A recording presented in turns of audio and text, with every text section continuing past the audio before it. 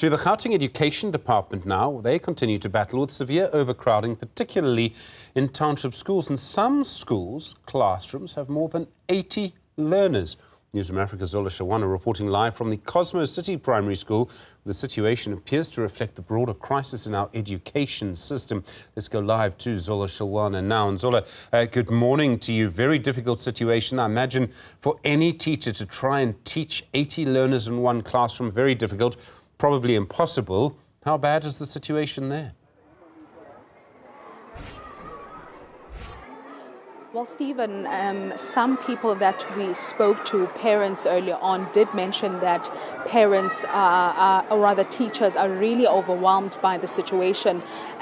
This actually makes them it prevents them from being passionate about teaching as a career, because they find themselves having to deal with over 80 learners, especially in the foundation phase, we are told, where 3 learners are sharing one desk. Let's speak to the school governing body of one of the schools that we've been focusing on this morning, just to really tell us if there's been any engagements between them and the Department of Education about this ongoing crisis of overcrowding here in Cosmo City.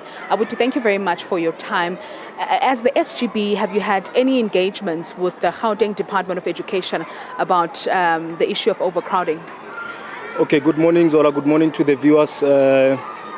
In my capacity as a chairperson for Cosmo City Primary 1, we are aware of the issue of overcrowding in our schools. And I think the government has done something about the issue of overcrowding by providing a project called Self-Build that provides finance to build additional classrooms, including mobile classrooms to the schools. However, in our school in particular, we've got the issue of acting principal, which is like it's an interim principal and they're alternating. So we have been unable to build the classes, those additional classes to our school. So I think in this particular case, it's like the government has done something, but they have not done enough. It's more like if you have to give somebody a vehicle, but you don't provide the driver's license to be able to drive the vehicle. Speaking about building classes, how do you build? How are you expected to build these classes? In what way? So the finances will have to be built by the school governing body as well as the principal as the accounting officer.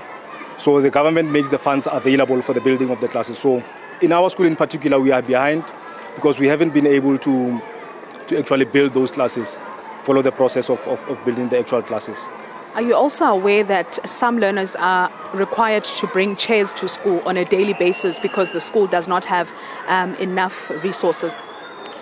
Yes, I am aware of the issue of chairs. In our school in particular, they haven't brought chairs to the school.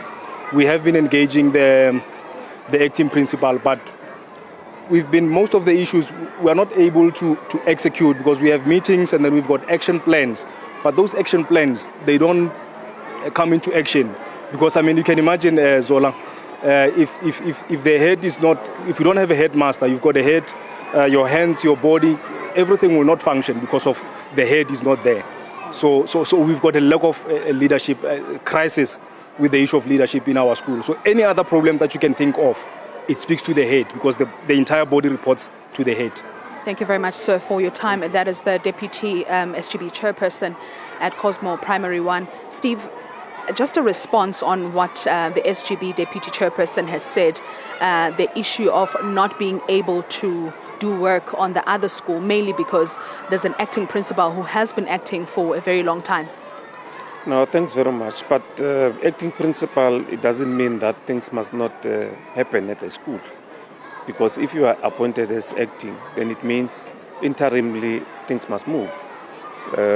So we just need to fast track the process of making sure that management do what they're supposed to do and make sure that those classes are built. But the issue of overcrowding, now talking about it across the Cosmo City, this is a place that has been developing. And there's many people in this area to a certain extent that our high schools are full. They are overcrowded as well. It's not only this primary. All other primary schools are also full. We are facilitating the process of finishing the building of a primary school. There's a new primary school that we are finalizing probably by June. it should be handed over. It will then alleviate pressure from all the primary schools in the area. We are opening a satellite school in far north. It's not far from here. Next week we should be opening the school. It will be then alleviating a pressure from all the high schools that are overcrowded in this area. These are the things that we've been saying all the time, to say we're not going to say children must be at home. We might have to deal with overcrowding than children being at home. So all children must be at school, where we have interim measures that they should be in the school for interimly. That is what is happening. And this is what we've been saying, to say we are so highly pressured, not even only in Cosmo City. Many areas, we opened a school in Tshwane.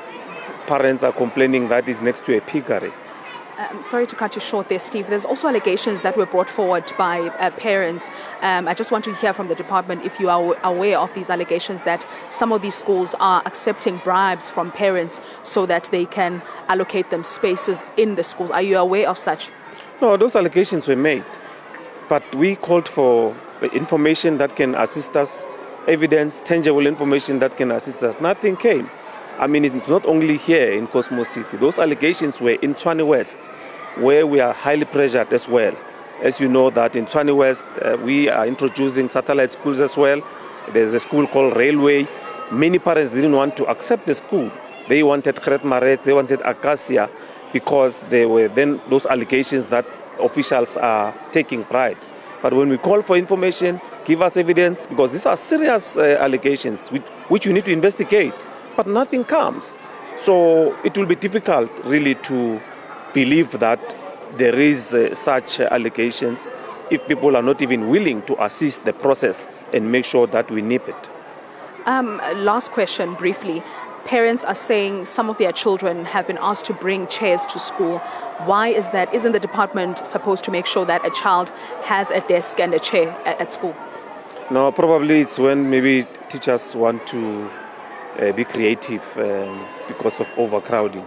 As it were, if furniture is not enough, probably they suggested that. But as a department, at all times we should be bringing furniture. But like, if a school is full of furniture, where are you going to add chairs or desks if the school, the entire class is full?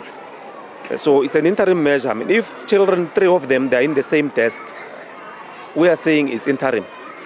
And, you know, within no time, the situation will go back to normal. But we must concede that we are really highly pressured. And that's what we've been saying to even opposition and political parties that will come to our school and say they are doing oversight. We did pronounce before they even come here that we're going to have to overcrowd some of our schools because we are highly pressured. And on top of that, we have plans on how we're going to alleviate that pressure. Thank you very much, Gauteng Education spokesperson Steve Mabona, responding to questions that parents had earlier on about the crisis of overcrowding in various schools here in Cosmo City, especially primary schools, where he is admitting that the department is over-pressured at this particular moment and they do not want to shut their doors because every child has a right to have access to education. But of course, we'll continue speaking to, the Democratic Alliance Shadow MEC for Education, who will, also give us an insight on the issue of overcrowding here in Gauteng. Stephen, back to you in studio.